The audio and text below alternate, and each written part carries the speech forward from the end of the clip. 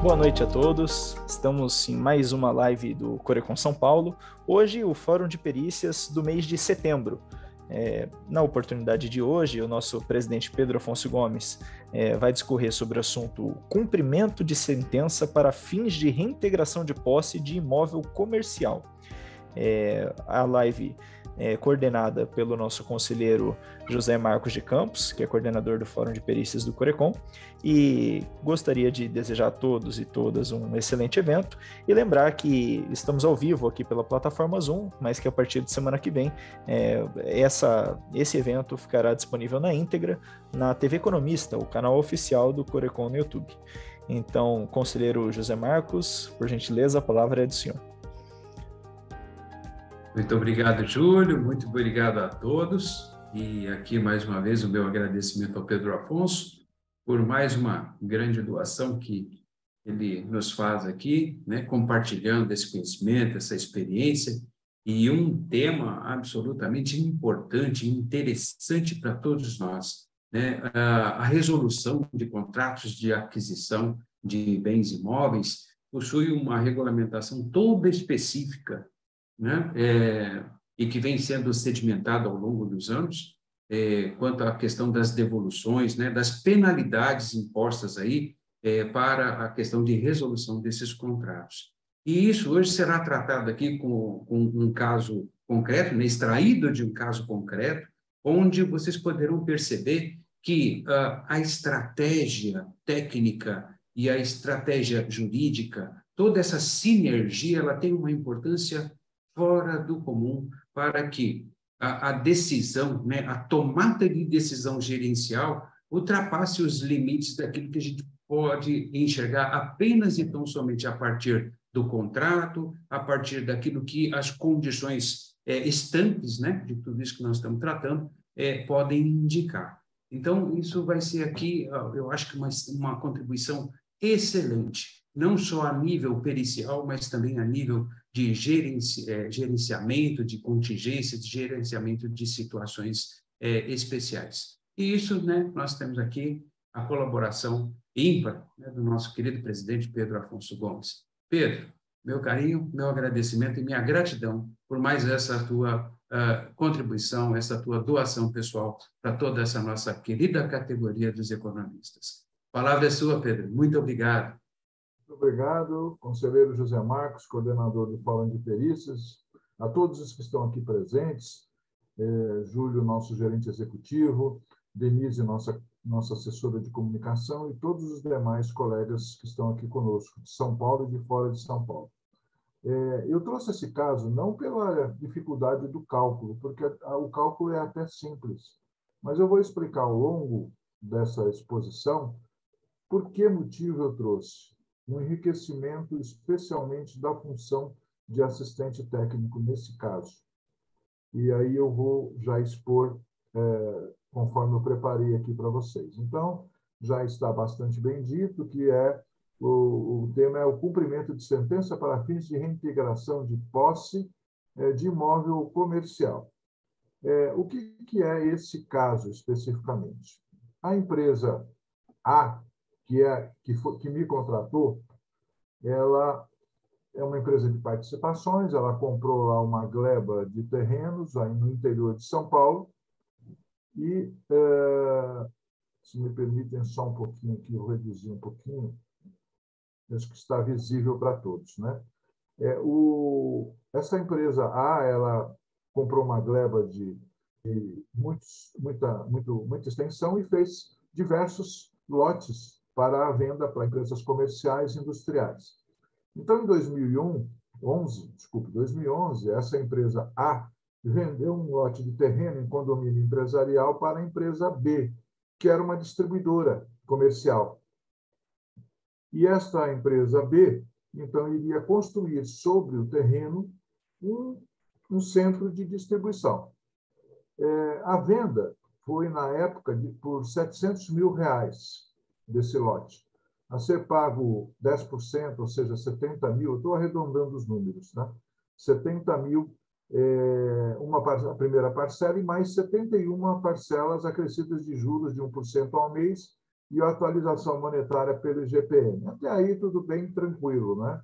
Já em 2011, assim que pagou a primeira parcela, a empresa B entrou na posse do imóvel e começou a construir o centro de distribuição, que era composto de armazéns, um escritório pequeno e um pátio de trânsito, estacionamento de veículos de carga que entravam e saíam com as mercadorias.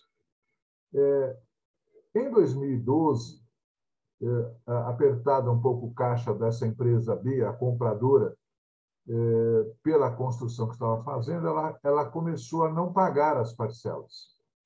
Então, já logo no ano seguinte à venda, quer dizer, 2012, já foi formalizado o primeiro aditivo de reparcelamento do saldo devedor. Então, foram repactuados, prorrogado um pouco o prazo, acertados os valores das parcelas, mantidas aquelas condições originais de juros de 1% ao mês e correção pelo GPDI. Em 2015, alegando reflexos da crise econômica, que então já estava começando, né, em 2015, nós lembramos bem, a empresa B, ou seja, a compradora, voltou a ficar inadimplente. E aí foi feito mais um aditivo de incorporação das parcelas vencidas e não pagas e o alongamento do prazo de pagamento. Quando chegou em 2017, em que a crise estava mais forte, e falo isso porque eu já atendi várias empresas no ramo da empresa B, da compradora, e todas tiveram o mesmo problema, uma redução enorme no faturamento e na margem de lucro, especialmente. Então, a empresa A, antes de fazer um aditivo, resolveu fazer um estudo aprofundado da empresa B, porque houve lá uma desconfiança de que a empresa B não teria condições de pagar. Essa era uma intuição da empresa A. Aí me contratou para fazer o quê? A partir de documentos, elaborar um estudo de viabilidade e solvência econômica e financeira da devedora. Vocês vejam que esse trabalho que está aqui, e esse é um dos destaques que eu queria fazer, não é um serviço clássico do assistente técnico, para fins de processo judicial, para fins de prova pericial. Mas eu sei fazer. Então, eu fiz, contratado pela empresa A, e a justificativa que nós demos para a empresa B é que, como a empresa A, que é uma empresa de participações, é uma sociedade anônima, ela precisaria de subsídios para voltar a fazer um novo acordo de parcelamento, visto que já tinha sido feito um contrato inicial e 2 aditivos, eles não tinham sido cumpridos. Então, 3 contratos não cumpridos, né? 3 avanças não cumpridas, na verdade. Então, o que aconteceu? A título disso, nós conseguimos alguns balanços, algumas informações sobre endividamento, né? E aí, nessa situação, vamos ver quem é que está com o microfone. Tá. Nesse estudo que eu fiz, foi constatado o elevado grau de endividamento da empresa B, em especial no âmbito tributário, trabalhista, tinha várias dívidas já consolidadas, muitas reclamações trabalhistas, tributário, federal, estadual, devia demais. Bancário também tinha elevado muito o endividamento e também já existia dívidas com fornecedores. E tudo isso, no meu estudo, eu apontei o risco muito grande de que houvesse pedidos de falência por parte de credores, de vários credores, e até penhora de faturamento dessa empresa B. Porque ela tanto poderia ter um pedido de falência contra ela, quanto a própria empresa B poderia pedir a recuperação judicial. E se houvesse essa situação e mantido o que nós tínhamos até então, o contrato mais os 2 aditivos, a empresa A, que era vendedora, ela simplesmente ia entrar na fila dos credores, porque ela tinha um saldo devedor a receber e sabe-se lá se conseguiria receber, se não conseguiria receber, quando conseguiria receber. Então, aí, eu disse, olha, existem duas situações. Então, em acordo com os advogados, nós falamos, olha, existem duas alternativas para receber esse valor. E aí é uma questão de fazer conta e de fazer a viabilidade econômica disso. Então, qual foram as duas alternativas? Uma era simplesmente tomar o saldo devedor, atualizar e executar, e esperar o pagamento. Só que essa execução, ela acabaria, se fosse feita, por exemplo, se a empresa B tivesse pedido recuperação, ela entraria nos dados de credores e sem benefício nenhum, porque não havia uma vinculação, né? Não havia uma alienação fiduciária daquele imóvel, ele simplesmente tinha sido vendido a prazo só, não havia garantia, alienação fiduciária dele. Então, o crédito poderia entrar na recuperação, ou como poderia entrar na falência, e a falência teria todos os outros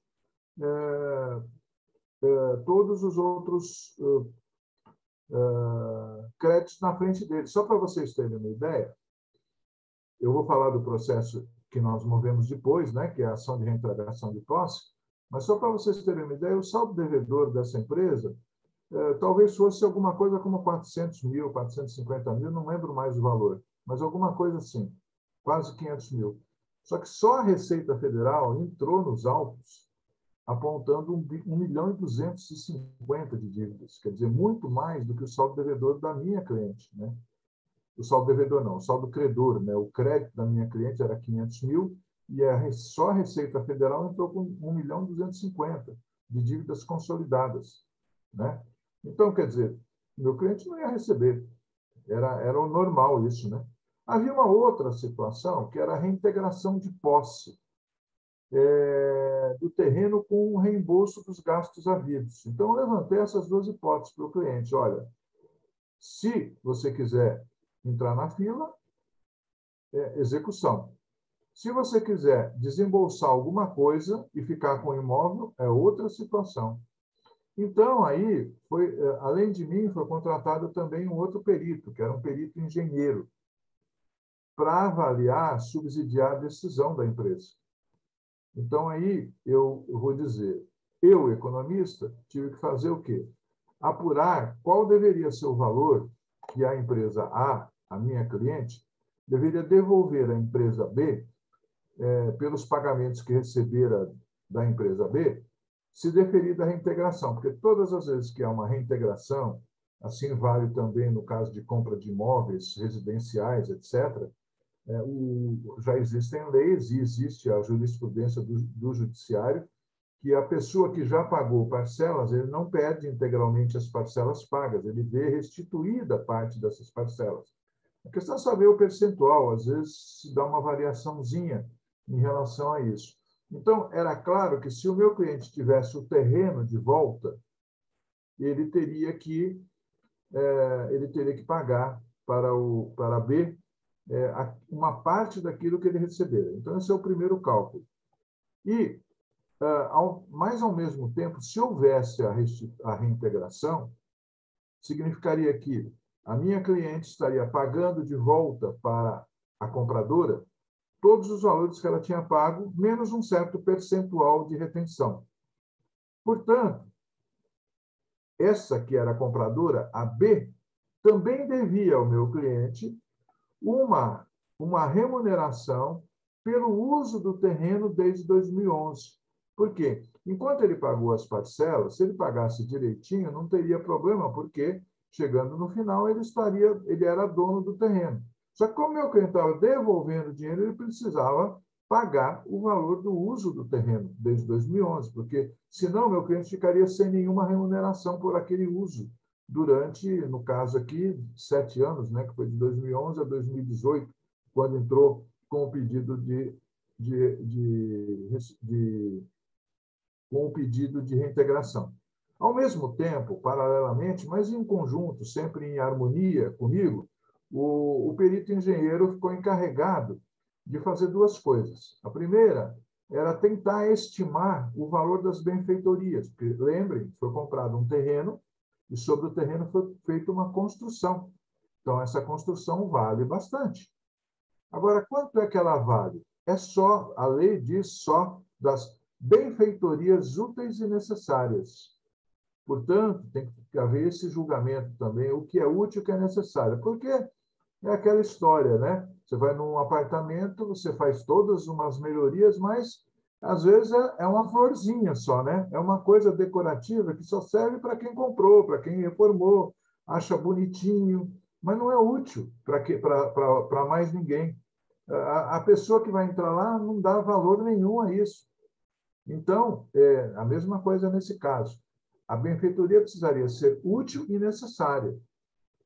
Aí, o perito o engenheiro tentou fazer estimativa. E como é que se faz essa estimativa? Se faz a estimativa com base em preços da mão de obra, do material que se coloca, né? Do tempo utilizado, de outros serviços de construção. Então, ele teve que fazer esse levantamento. E, ao mesmo tempo, ele teve que avaliar a obra pronta. Porque uma coisa é quanto a pessoa gastou para fazer a obra. Outra é quanto vale o imóvel pronto. Normalmente, a gente gasta para fazer uma casa, vamos dizer, 600 mil reais. A gente gasta em mão de obra, matéria-prima, mas no final a casa vale 1 milhão. Né? Ninguém vai fazer gastar 600 mil para a casa valer 500, né? Então, é claro que o valor do imóvel é superior. Para que essa conta? A conclusão técnica de nós dois, engenheiro e economista, foi a seguinte. A melhor opção seria pedir a reintegração de posse.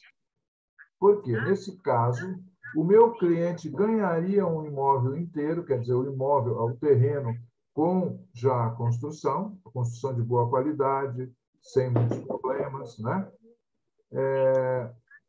Eu não sei como fecha aqui, deixa eu ver. Não, tá fechado aqui, né?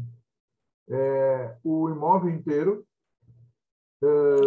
só que o valor do imóvel inteiro teria que ser o valor do imóvel inteiro menos as benfeitorias, ou seja, aquilo que foi feito, menos o valor a ser desculpa, o valor do imóvel inteiro seria muito superior, ou seja, seria superior o valor que o meu cliente iria ganhar ficando com o imóvel do que ele teria que devolver à empresa, ou reembolsar em benfeitorias e também em devolução de valores já pagos. Ou seja, era melhor eu ficar com o imóvel e devolver o que tivesse que devolver. Basicamente, foi essa a decisão. E foi isso que foi feito. Então, foi proposta essa reintegração de posse. Imediatamente em seguida, a empresa ajuizou a ação de rescisão contratual, pedindo o ressarcimento das benfeitorias. Então, isto resultou numa sentença. Essa sentença qual foi? O juiz, quer dizer, como ficaram apensos os processos, embora eles fossem separados, eles acabaram apensos, a restituição à empresa B, quer dizer, aquela que tinha comprado pela minha cliente, de 80% dos valores que ela pagou à empresa A, a minha cliente, atualizados monetariamente pelo IGPDI, desde os desembolsos com juros de 1% ao ano, desde a citação. O IGPDI era o índice contratual, né? Por isso que ele foi adotado aí. Então, o que significa? Se o meu cliente tem que restituir 80%, obviamente, ele não precisa restituir 20% do que ele pagou. Ele pode reter esses 20% pelas despesas gerais. Depois, haveria necessidade, em contrapartida, a empresa B iria receber os 80%, mas já deduzidos os quê? As despesas que a empresa A teve, porque a B não quitou, como é o caso de condomínio, água, luz, IPTU, energia elétrica, tudo aquilo que a empresa A, a minha cliente, teve que pagar em nome da B, porque a B não pagou nada, em determinado período ela não pagou nada, ela poderia ser ressarcida. Então, isso faz parte da sentença. E, por fim, a compensação à empresa B pelas benfeitorias úteis e necessárias que deixaria sobre o terreno, o valor a ser apurado em perícia oficial. Então, a empresa B, aquela que estava sendo retirada a posse do imóvel, ela receberia os 80%, também receberia pelas benfeitorias úteis, só que essas benfeitorias estavam ainda em valor incerto, porque eles precisavam ser calculados numa perícia oficial, que é o que está ocorrendo agora, eu vou explicar depois para vocês, é o que está ocorrendo nesse momento no processo. Tá? E teria que devolver, então, ou teria que ser abatido desse valor todo, do valor A, principalmente, né? Essas despesas que estão aí mencionadas no B. Aí, essa era a sentença. Aí, nós tivemos que fazer uma reunião, um novo cálculo, para saber o que valia a pena pedir na apelação. E aí eu explico por quê. Porque, embora o juiz tenha fixado a reintegração mediante o pagamento dos 80% do valor pago, com a dedução daqueles itens que eu já mencionei, ainda estava pendente de apuração o valor das benfeitorias. A pergunta é a seguinte: quando vai ser reintegrado? Já ou só no fim da perícia? Né? Já ou só no fim da perícia? Tem uma diferença. Se fosse reintegrado já, o meu cliente pagaria à empresa B os valores calculados, eu já vou mostrar quais são os valores, menos as benfeitorias, porque elas precisam ser calculadas, e entraria na posse do imóvel. Aí, a gente resolveu, em diálogo com eu com os advogados, que não valia a pena a gente recorrer disso, exceto se houvesse uma situação, que é a fixação, que já seria pacífica, de um valor para a remuneração pelo uso do terreno. 0,5% do valor, isso já é tradicional, e foi fixado pelo tribunal exatamente isso. 0,5% sobre o valor do terreno. Por mês, acrescido de juros de 1% e correção pelo GPDI, que deveria ser pago pela empresa B, que estava sendo desapossada, para a empresa A, que era a dona original, pelo uso do terreno. Aí nós fizemos a seguinte conta. Bem, primeira coisa, e aí explico para vocês, a primeira coisa é a seguinte, vamos voltar aqui só para explicar uma coisa. A parte A da sentença, que é os 80%, era fácil de calcular. A e B, né? Porque nós tínhamos os valores pagos pela BA e nós tínhamos o valor de algumas despesas que a empresa A pagou. Aí, a primeira pergunta é a seguinte: fazemos uma execução provisória disso ou não? Um cumprimento provisório ou não disso? E onde é que vai aí a assessoria do assistente técnico economista? Vale a pena depositar para cessarem os juros e a correção sobre essa parte do valor? Ou não vale? Vamos esperar tudo se resolver lá adiante. E nós chegamos à conclusão de que só o fato de você ter 12% de juros ao ano, agora, mais o IGPDI, que no caso, quando a gente fez o cálculo, foi no começo deste ano, estava altíssimo, né? E continua alto, mas estava altíssimo. Então, isso daí é encargo demais para você continuar pagando, porque se você demorar muito para depositar esse valor, vai comer mais dinheiro seu, da empresa, que é a empresa que me contratou, e você não vai ter essa retribuição no mercado financeiro. Qualquer coisa que você for aplicar não vai te dar isso. Então, é mais fácil você já fazer o cumprimento provisório, oferecer o valor para a empresa, depositar em juízo e pedir para cessarem os juros sobre esta parte.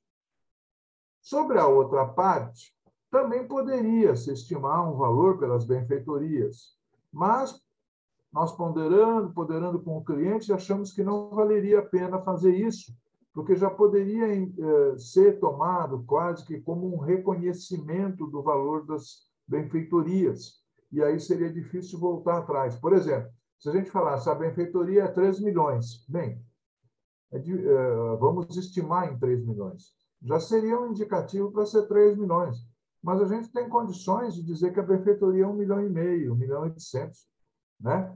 Então, a gente não vai dar bandeira para o outro lado, essa que é a questão.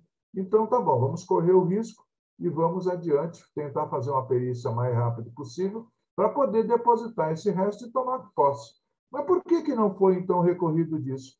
Justamente porque 0,5% mais IGPM de remuneração enquanto ele estiver lá, porque ele não saiu, a empresa não saiu, o B não saiu de lá, é bom, é uma boa remuneração, 0,5% sobre o valor do imóvel. Então, se é um valor bom e é difícil você alugar hoje, né? É difícil você alugar para um outro empreendimento, então deixa ele lá. Ele vai pagando aluguel e se ele não pagar, a gente deduz do pagamento final. Vamos supor que ele não pague. Não pagou, tá bom. Então, vamos deduzir do valor final, que é a retribuição da benfeitoria. E foi assim que foi feito. Só que tem um detalhe, e que eu percebi quando li o processo de reintegração, mas passou, né? Passou e foi vantajoso para nós. Engraçado é que a empresa A, que é a minha cliente, apontou um total menor que teria pago a B do que aquela que esta confessou ter recebido. Ou seja, na verdade, o B disse que pagou a menos do que a minha empresa falou que estaria recebendo. Então, o que aconteceu? Nesse sentido, os 80% baixaram, porque a B confessou que tinha pago X e a minha foi. Aqui está invertida essa frase aqui. Apontou total maior das parcelas que teria. Desculpe, está errado a letra. Ó. A empresa B, na leitura, no processo de reintegração, a empresa B, eu vou consertar e depois mandar para vocês, a empresa B apontou total menor nas parcelas que teria pago a empresa A do que esta falou que recebeu da empresa B. Então, o que aconteceu? Quem pagou disse que pagou menos do que quem recebeu. E o juiz acolheu isso na sentença. Então, não podia mudar também. Então, a devolução foi menor, acabou sendo menor. E aqui está o cálculo, que é a coisa mais simples do mundo. Parcelas pagas, atualizadas, foi feita a atualização e com juros desde o desembolso, deu esse valor, 1.527, calcula 80% desse valor, deu 1.222, juros de mora desde a ação de rescisão deu 482, IPTU deu 365, a minha empresa não provou mais nenhum valor que ela tenha pago. O valor aí, esse seria uma parte. Depois, tem que se calcular o valor da retribuição mensal. Como o valor atualizado do terreno pelo GPDI dava 1.780, 0,5% dá 8.903, vezes 59 meses até a data lá que a gente tinha fixado, deu 525. Então, o que a gente fez? O cumprimento de sentença é o quê? É o valor a pagar à empresa B, que é o quê? Que é o D, ou seja, os 80% da parcela, 1.222.000, mais os juros, isso que a minha empresa tem que pagar para a outra, mais os juros, menos o IPTU, que é o ressarcimento do IPTU não pago pela B, menos 525, que é o uso do terreno. Sobrou 758. Nós achamos que, em princípio, nós achamos que a empresa B iria reclamar disso, mas ela não reclamou. Por quê? Porque havia um pedido de penhora lá na ação de reintegração. Quando entrou o cumprimento provisório de sentença, o juiz não não mandou penhorar no rosto dos autos o valor que a empresa B receberia. O valor da penhora lá era para a Receita Federal, aqueles 1.200.000 e pouco. O que o advogado da empresa B fez? Correu logo, concordou com o valor e levantou o valor inteiro, 758, e levou embora. Né? Então, significa, depois a Receita não vai receber nada disso aqui, né? Só vai receber quando forem pagas as benfeitorias. Nós não temos nada a ver com isso. A empresa nossa depositou, o juiz autorizou o levantamento dos honorários dos advogados, da parte da empresa, e ficou nisso mesmo. Então, foi rapidamente. E agora, não tem muita pendência mais. A pendência sequencial desse cumprimento provisório de sentença é a perícia de engenharia que está acontecendo. Nessa perícia de engenharia, foram levantados vários itens e vai ser fixado o valor das benfeitorias. Vai demorar um pouco, está começando agora, né? Então, é isso. Veja, gente, não é assim uma coisa super difícil. É só o que eu queria destacar, terminando já, é justamente que existe formas diferentes de atuar em favor das empresas que têm litígio. A clássica, nossa, sempre foi, sou nomeado assistente quando é designada a prova pericial. Depois, antes, trabalho como assistente técnico para fazer o parecer inicial, para parecer que vai subsidiar a inicial ou mesmo os embargos, a execução ou monitórios, se for o caso. Depois, terceiro, vamos fazer o cálculo de liquidação de sentença, de cumprimento de sentença no final. Mas existem outras coisas intermediárias que um assistente técnico tem condições de fazer, como, por exemplo, isso que eu fiz. Primeiro, avaliar o risco do crédito, que é aquele estudo sobre qual era a situação.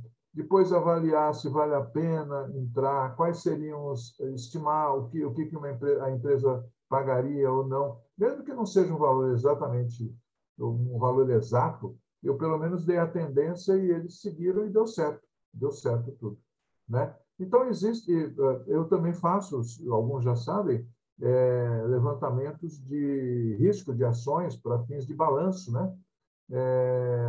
A apuração de risco para a provisão de ações judiciais. Então, nós temos que pensar em tudo aquilo que o nosso conhecimento vai auxiliar tanto os advogados quanto as partes, porque com isto nós vamos poder oferecer, chamaria assim, de produtos novos, ou serviços novos que não são tradicionais de assistência técnica. Eu acho que é um serviço de assistente técnico, mas é um serviço que não é muito divulgado. Então, foi mais isso, não era tanto o cálculo que estava me preocupando, e sim essa sequência lógica aqui. Tá bom, gente? Obrigado, Zé Marcos, te devolvo a palavra. Muito obrigado, Pedro. Fantástico aqui, certo? E eu acho que confirma, né, com muita clareza, que, na verdade, aqui nós temos, sim, o serviço de assistência técnica, mas, em paralelo a isso, ou simultaneamente, você acabou prestando o quê? Uma assessoria técnica, né? As decisões gerenciais entre manter a incidência dos encargos legais incidentes sobre este débito, né, que estava sob a responsabilidade da empresa que você estava assistindo, e compará-lo com as taxas de mercado, né, a remuneração desses recursos, desse capital, se mantido em poder da empresa, às vezes você percebe que o empresário ou aquele que está envolvido na negociação, que está em litígio, acaba não enxergando essas opções e com clareza enxergar exatamente o quê? O que é que tem de melhor a ser feito para a preservação ou a maximização do patrimônio. E quando a gente fala de maximização do patrimônio, nós estamos falando, né, de uma das prerrogativas aí dos economistas, não é mesmo? A utilização, né, e a maximização aí do patrimônio. Então, esses confrontos, essas estratégias técnicas que estão por trás de tudo isso, elas vão para além do cálculo. Elas vão para o conhecimento, para a implementação de um conhecimento e de uma tranquilidade também que nós temos quando estamos lidando com essa situação, porque, usualmente, normalmente, o empresário está envolvido pessoalmente nesta operação. Nós não podemos esquecer, foi uma operação que deu errado. Não foi uma operação que deu certo. E quando o empresário está envolvido nisso, ele está ouvindo alguma coisa, certo? Às vezes lá do sócio, né? Eu falei para você que, né, isso aqui não ia dar certo. Então, essas questões colocam o quê? Uma máscara muito grande que nós precisamos ter essa destreza de enxergar para além daquilo que apenas a situação, né, se revela. É a destreza, é esta habilidade, é a capacidade de negociação, né, que nós temos realmente aí que, lógico, ao longo do tempo, né, ir concretizando, internalizando e pondo em prática, como vocês viram aqui, muito bem explicitado aí pelo Pedro Afonso, né, em mais um trabalho aí de sucesso, não é mesmo? Está aberto aqui para considerações, vendo aqui com o Júlio se tem alguma pergunta formulada aqui, pelo chat eu estou acompanhando, nós não temos, é uma exposição excelente, né? Eu acho que contribui por demais aí, e é o grande objetivo do nosso fórum, trazer aqui para os colegas essas experiências práticas que demonstram efetivamente aí que as estratégias são fundamentais para o sucesso das nossas assessorias, da nossa a atuação como assistente técnico, como perito do juízo também, enfim, né? Tudo isso colocado em prática. Tem uma demonstração importantíssima para falar para vocês aqui, certo? Que também faz parte dessa experiência. Pedro vislumbrou exatamente o quê? A separação entre a parte líquida desta sentença e a parte ilíquida da sentença. Raramente o próprio advogado consegue ter esse vislumbre, segregar e separar. Olha, eu vou eliminar a questão que tem a parte líquida da sentença, né? E deixar para depois apenas aquela questão que eu realmente não tenho condições de aquilatar e definir o valor neste momento. Muito bom, excelente mesmo, certo? Eu só tenho aí a agradecer. Tenho aqui uma menção, né? Não aparece o nome, mas não chega a ser uma pergunta, né? É só aqui um agradecimento, que é sempre muito gratificante ter aí o conhecimento aí de como se trabalha aí como um verdadeiro perito, né, nessas colocações, né? Muito bem, senhores. Então, se não tiverem aí as perguntas, Júlio, estamos tranquilos, sem perguntas nesse momento? Até o momento, não. Ótimo. Muito bem. Então, retorno aqui para o Pedro Afonso aí, para as considerações finais, né? Deixando já aqui de pronto aqui o meu agradecimento máximo pela participação de todos vocês. Esse material ficará disponível e também essa apresentação aí, na sequência aí, no nosso canal do YouTube, né? Como já foi mencionado para o Júlio, eu estou só reforçando aqui. Tá bom, gente? Pedro, suas considerações finais aqui, com o meu carinho, com o meu agradecimento de sempre. Existe uma música de Geraldo Vandré que começa assim: quanto mais eu ando, mais vejo estrada. Aqui, para mim, graças a Deus, pelos anos, tantos anos já trabalhando, surgem coisas que eu nem imagino, e vão surgindo, e a gente vai vendo as oportunidades.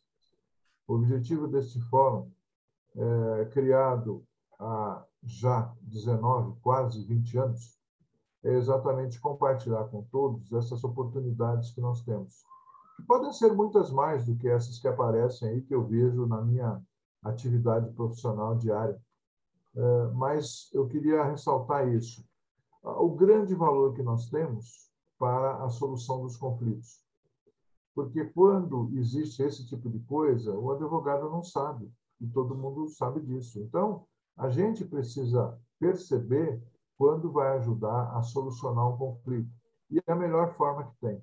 Eu procuro fazer o serviço completo, né? Eu hoje mesmo iria para uma reunião, mas a chuva que teve hoje em São Paulo, né? Me impediu de sair praticamente, porque demorava tanto para chegar ao cliente que eu nem fui. Eu falei daqui mesmo. E era uma situação toda diferente. Sabem esses aplicativos que vendem, que ajudam a vender online. Então, às vezes as empresas contratam esse tipo de coisa, não dá o resultado esperado, aí elas não pagam para o aplicativo aquilo que contrataram, ou às vezes o aplicativo vende uma ideia que não é aquilo que vai dar aquilo que vai dar de resultado, né? É só uma ilusão. Então a gente tem que colocar as coisas no chão. Se o aplicativo oferece muito mais do que é possível atingir, não vale tudo aquilo que custou no contrato. Se, por outro lado, houve algum problema do contratante, também temos que ponderar. Então, esse mundo de prestação de serviços que é bastante incerto. Porque é fácil saber o preço de uma lata de ervilha, né? Mas saber o preço de um serviço é bastante mais difícil. E hoje, caminha-se muito mais para essa área de serviço, em especial com os recursos tecnológicos, do que qualquer outra situação. Então, nós temos que nos preparar para isso. Nós temos hoje um campo, que é a tecnologia, que vai nos ajudar que vai nos exigir um conhecimento específico para auxiliar aqueles que conhecem de tecnologia, mas não conhecem dos reflexos econômicos e financeiros disso. É só isso, José Marcos, que eu teria, mas acho que tem pergunta aqui agora, viu? Ou não? Alguém fez Não, eu estou acompanhando aqui, são apenas algumas observações, né, tá aqui dos colegas e alguns elogios, mas não chegou, né, a ser algum questionamento, né? Então, Mas são vou fazer uma colocações que eu pergunta, vou... então. Sim. Fazer uma Pois não, pergunta. Ari, por favor, fique à vontade. O valor do terreno tu atualizou pelo contrato ou tu atualizou o valor do mercado? Não.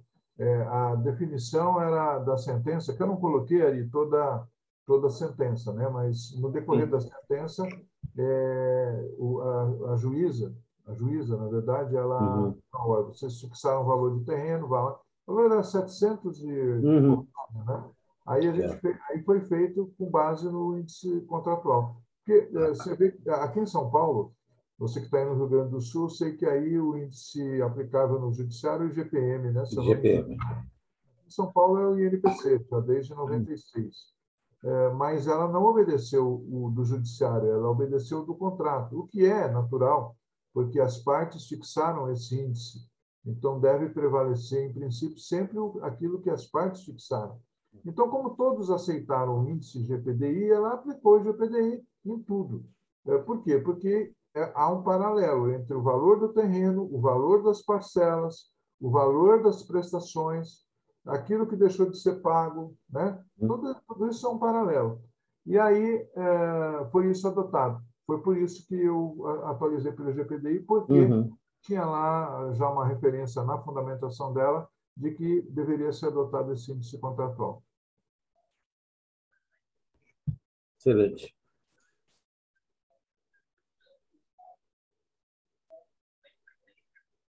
Okay? Muito bem. Então, acho que é isso.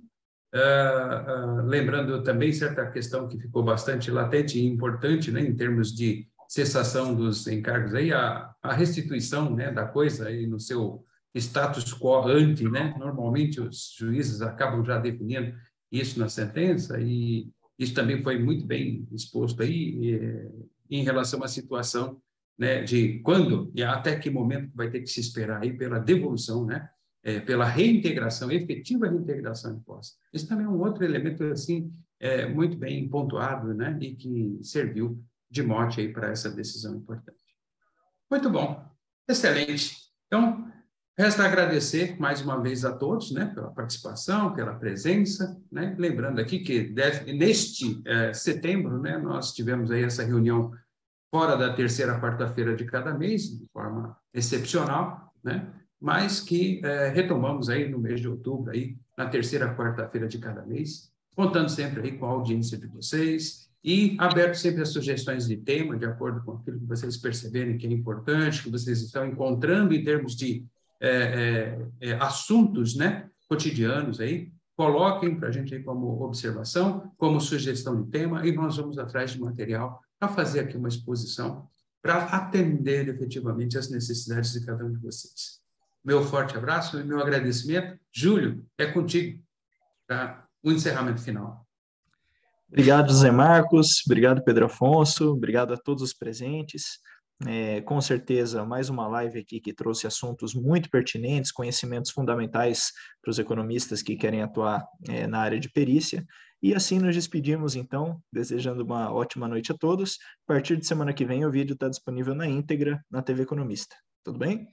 Um abraço, pessoal. Uma ótima noite.